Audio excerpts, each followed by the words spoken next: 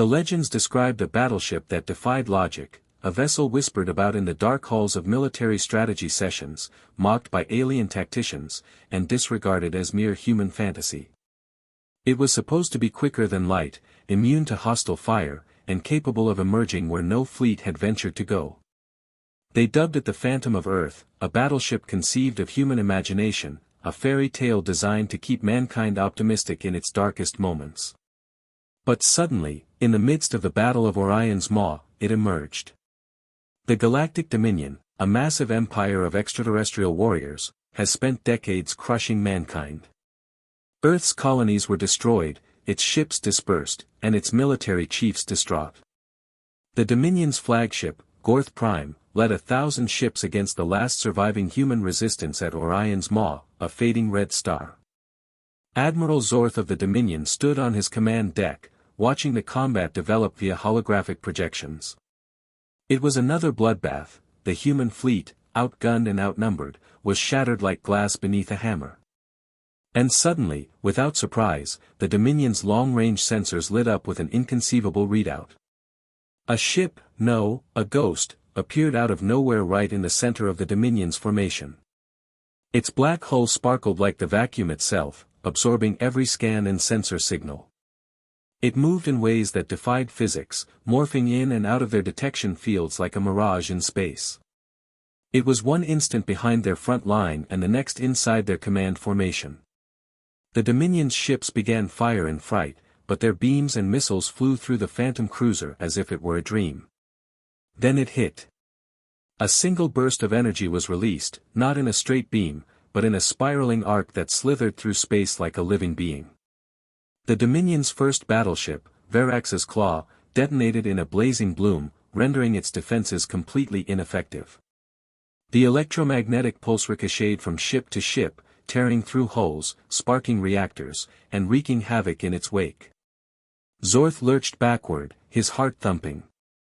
Impossible, he snarled. Across the human fleet, frantic troops and commanders looked at their displays, unable to believe what they were seeing. For years, they'd heard tales of the Phantom of Earth, the legendary spacecraft, but no one thought it was genuine. Captain Elias Drake sat in his damaged command chair, his eyes wild as he watched the ghost ship dance across the Dominion's fleet. "I thought it was just a story," he said. Lieutenant Vega, his second-in-command, muttered, apparently, so did they. The conflict was no longer a killing of humanity, but of the Dominion. The Phantom ship moved like a specter of death, hitting and disappearing before reappearing where no ship should be. The Dominion's powerful warships were ripped apart one by one, until even Gorth Prime shivered in its unseen anger. Admiral Zorth took the only option he could, he bellowed the retreat command. The Dominion, once certain of its triumph, fled in panic. The ghost ship remained for a little period amid the quiet, broken ruins of Orion's Maw. As the final Dominion ships withdrew into the vacuum, it flared briefly before disappearing completely. Captain Drake exhaled, scarcely aware that he had been holding his breath. The war was finished, and mankind triumphed. But one issue remained: where had the Phantom of Earth come from and gone? The battle was not yet over, but for the first time in decades, the Dominion felt terror. The voyage back to Earth was characterized by unsettling stillness. The fight should have been a triumph worth celebrating, but every officer on the HSS Valor felt the same nagging unease. What had they just seen? What was the Phantom of Earth, and if it was genuinely on their side, why did it stay hidden? Captain Elias Drake sat in the war room, watching at holographic fighting scenes. The Dominion's fleet had been ripped apart, as if by an unseen predator. Their finest armaments had failed, and their strongest ships had collapsed, but how? A knock at the door interrupted his thoughts. Lieutenant Vega walked inside, her expression grimly determined. "Sir," she said. "Admiral Kepler is requesting an immediate debrief upon arrival." Drake exhaled. Of course he is.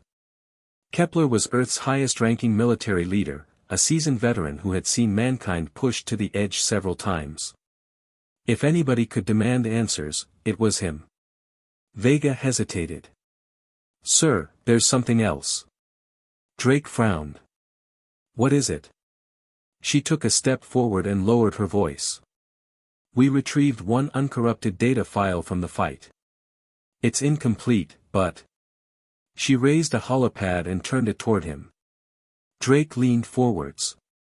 The screen showed a snippet of warped film, blurry, erratic, and full of static.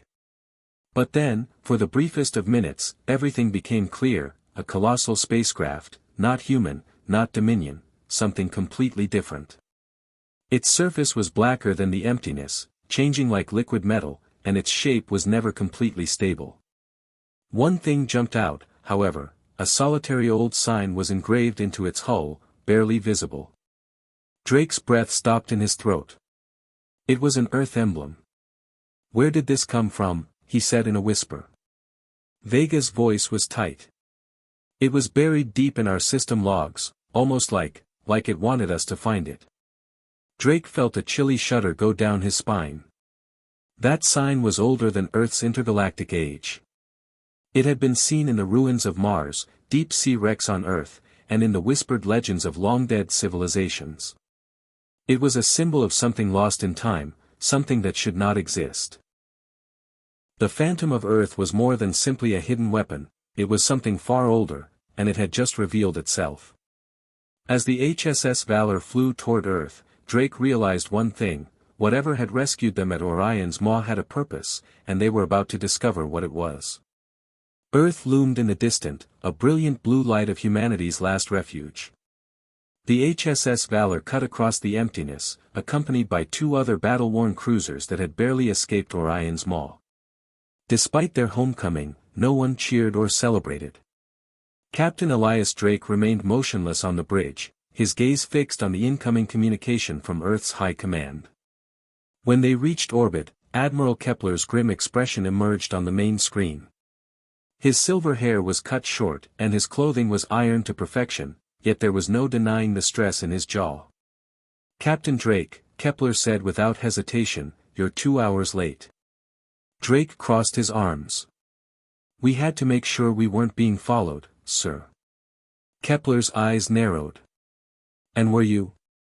Drake paused before shaking his head. Not by anything we could detect. Kepler leaned forwards, his eyes fierce.